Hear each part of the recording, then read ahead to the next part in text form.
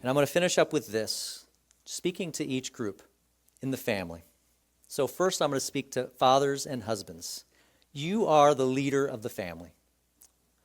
Whether it's just a husband and a wife or a bunch of kids in tow as well. You are the leader. And it is your responsibility to create that culture and to cast that vision for how you want your family to be. So I'm going to encourage you tonight to take that responsibility. Cast the vision. Family unity does not happen by itself. And it's up to you to create the plan, to build the habits, and to execute on those plans.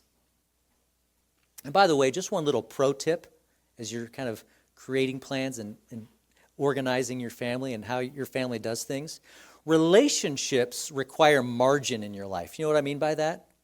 If you are busy, every second of your day is booked solid, it's really hard to relate to one another. Now, you can book, some people are micromanagers, right? They like to schedule everything. And so you can schedule time for relationships, and that's totally legitimate.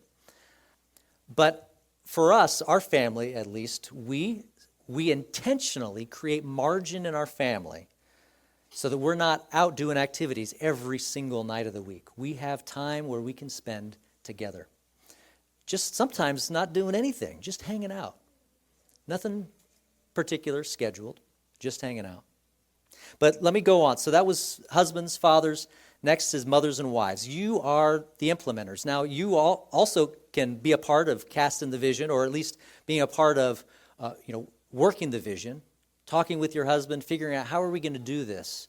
What are our objectives? What's our vision for how we're going to do things with our family? But typically, mom is the one that's at home implementing these things day in and day out. So use your creativity. Think of creative ways to implement the big picture vision to foster close, loving relationships at home. And then the next I'm going to go to is the siblings. Siblings, you can take ownership of yourself. Are you contributing to that family togetherness? Are you looking for opportunities to kind of do things on your own? Kind of, my little brother or sister, they want to play, but they're not as fun as the bigger kids, or things like that. Your 4-year-old little sister wants to play Candyland. And Candyland is not as exciting as other things. But hey, I can take this as an opportunity to build a relationship with my little sister. And what a joy and what an opportunity. And maybe it doesn't seem like there's a lot of value there, but there is. And relationships are like that, right?